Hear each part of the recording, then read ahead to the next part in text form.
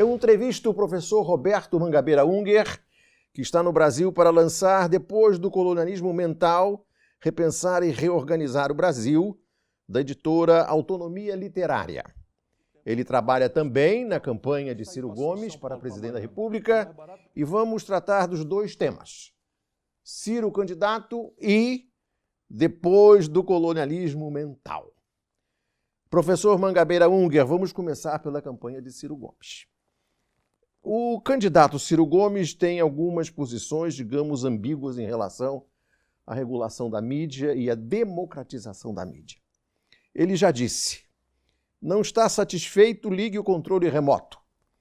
Exatamente a mesma figura e posição de Dilma Rousseff, que caiu, entre outros motivos, por causa da campanha da Globo contra ela. Ele, porém, é contra a propriedade cruzada, como diz a legislação americana. Ele é a favor do incentivo à produção regional, como está previsto na Constituição brasileira. E ele diz que a Globo é muito importante para a identidade, eu abro aspas, identidade cultural brasileira, fecha aspas. Se eu pudesse entender o que ele entende por identidade cultural brasileira, eu seria capaz até de ser contra essa opinião. Mas gostaria de ouvir a sua.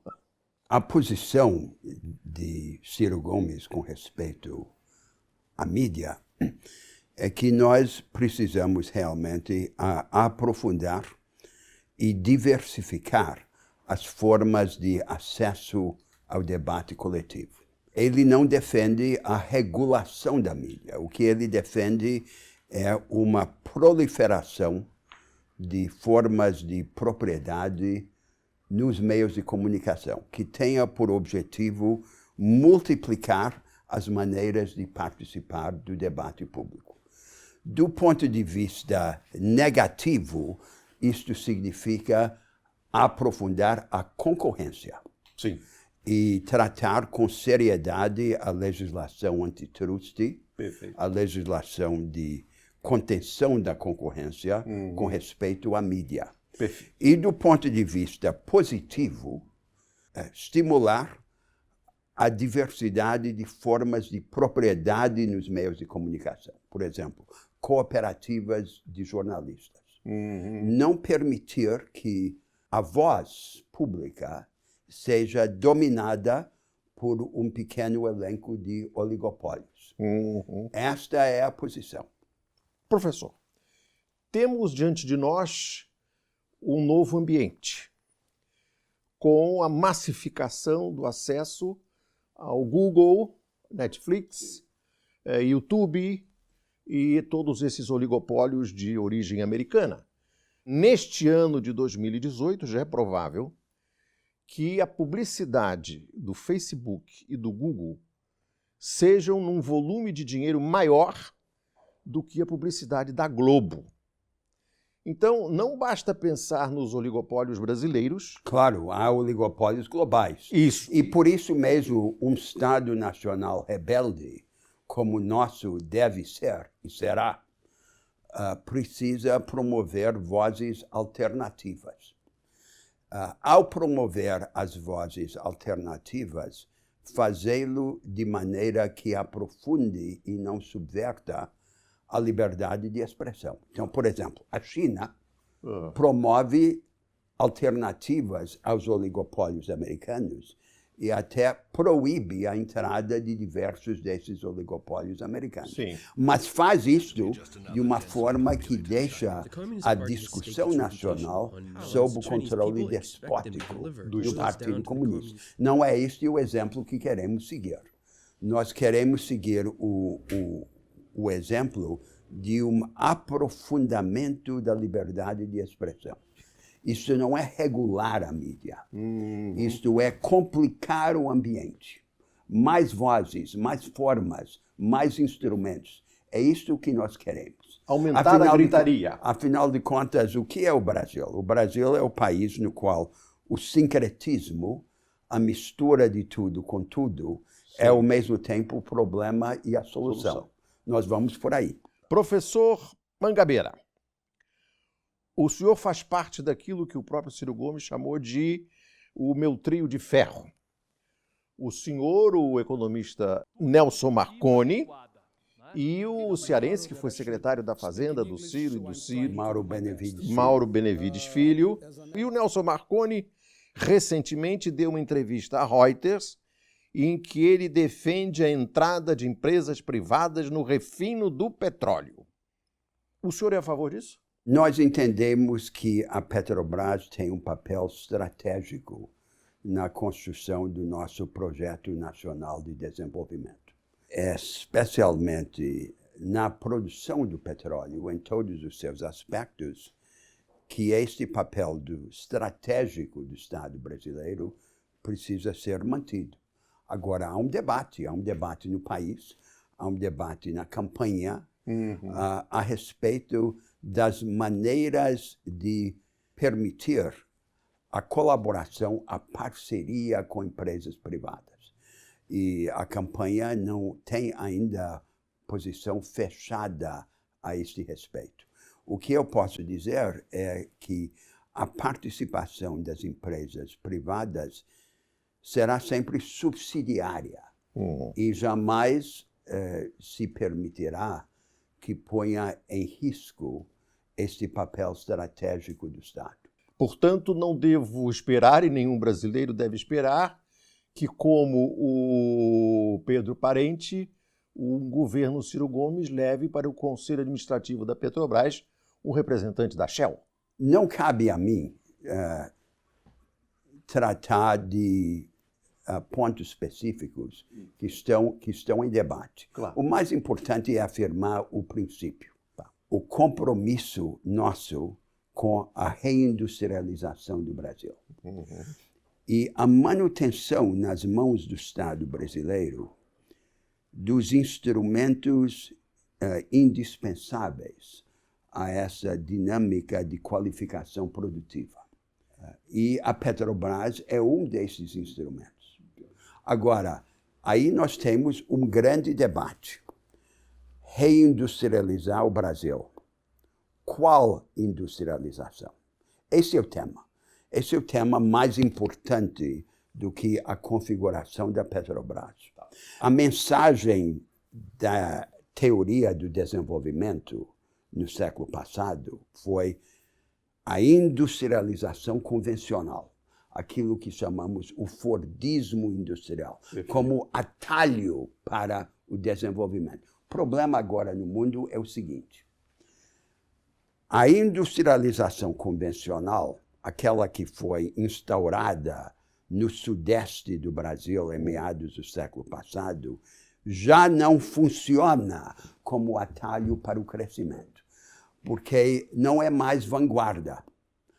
Surgiu uma nova vanguarda produtiva no mundo, que é a economia do conhecimento. Sim. O problema é que essa nova vanguarda, embora presente em todas as partes das grandes economias, está presente em cada uma delas como uma franja excludente. Uma franja que exclui a grande maioria dos trabalhadores e das empresas. Esta é uma causa profunda da estagnação econômica e da desigualdade econômica. Qual é, então, a tarefa? A tarefa é construir uma forma aprofundada e disseminada, includente dessa economia do conhecimento. Portanto, reindustrializar o Brasil não pode significar simplesmente voltar à indústria antiga.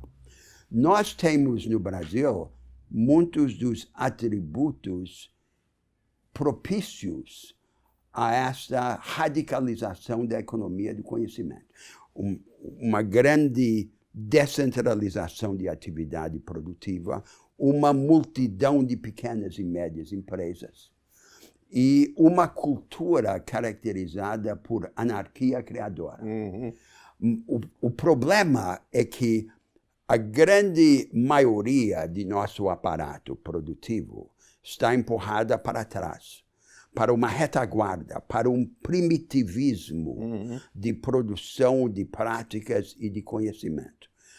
A revolução que nós queremos é uma revolução produtivista, que soergue essa multidão voltada para trás.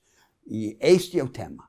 Este é o tema em que o Brasil se desindustrializou prematuramente. Nós agora temos que associar qualificação do aparato produtivo com democratização das oportunidades e das capacitações. Antes de entrarmos exatamente no tema do colonialismo mental, uma questão ainda sobre a campanha do Ciro Gomes, professor.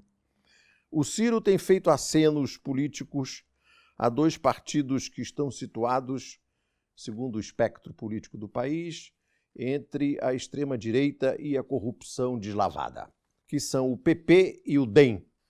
O PP e o DEM são dois braços do regime militar. Por que o Ciro chalera os dois? Vamos voltar um passo atrás para compreender o significado dessa candidatura de Ciro Gomes. De um lado, ela é uma candidatura de centro-esquerda. Ela é uma candidatura de centro-esquerda porque ela insiste em associar o progresso econômico, a prosperidade do país, com a democratização de oportunidades e de capacitações. E porque ela quer afirmar a primazia dos interesses da produção e do trabalho sobre os interesses do rentismo financeiro. Eu entendo, como militante na campanha e como aliado de Ciro Gomes, que a candidatura dele não se deve apresentar ao país apenas como uma candidatura de centro-esquerda. Ela tem que ter uma segunda face. Ela tem que se oferecer como instrumento político do agente mais importante no Brasil hoje, que é uma multidão de emergentes. Uma pequena burguesia empreendedora, mestiça, morena, e uma massa de trabalhadores ainda pobres que já assimilaram a cultura da autoajuda e da iniciativa. Essa gente, os emergentes e os batalhadores atrás deles, não querem saber de polêmica entre esquerda e direita. Eles não acreditam nessa taxonomia política. O que eles querem é uma política que deixe apenas de prover um bálsamo com que se pretende dourar a pílula do modelo econômico. Mas não é açúcar o que quer. O que o povo brasileiro quer é instrumentos para construir, para criar, para inovar, para botar para quebrar. E, portanto, esta tem que ser a segunda face da candidatura de Ciro Gomes. Não há contradição entre essas duas faces. O objetivo é um produtivismo includente e capacitador, que aborde o povo brasileiro não como uma massa de beneficiários a cooptar, mas como um grupo de agentes a equipar. Aí chegamos à questão das alianças partidárias. Sim. As alianças partidárias, inclusive com os partidos que não são de centro-esquerda, são legítimas e até necessárias se elas servirem ao propósito que eu descrevi. E, portanto, não devem ser entendidas como alianças oportunistas. Né? Elas têm esse horizonte programático. Nós não podemos agora afundar num sectarismo ideológico e político no momento em que o Brasil está no chão. Nós precisamos construir um projeto magnânimo, aberto a uma multidão de brasileiros que quer abrir.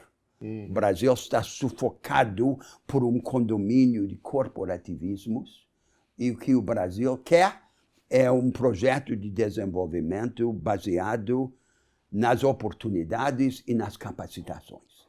Eu entrevisto o professor Mangabeira Unger, que lança o livro Depois do Colonialismo Mental, e especificamente sobre o tema Repensar e Reorganizar o Brasil, trataremos no próximo segmento.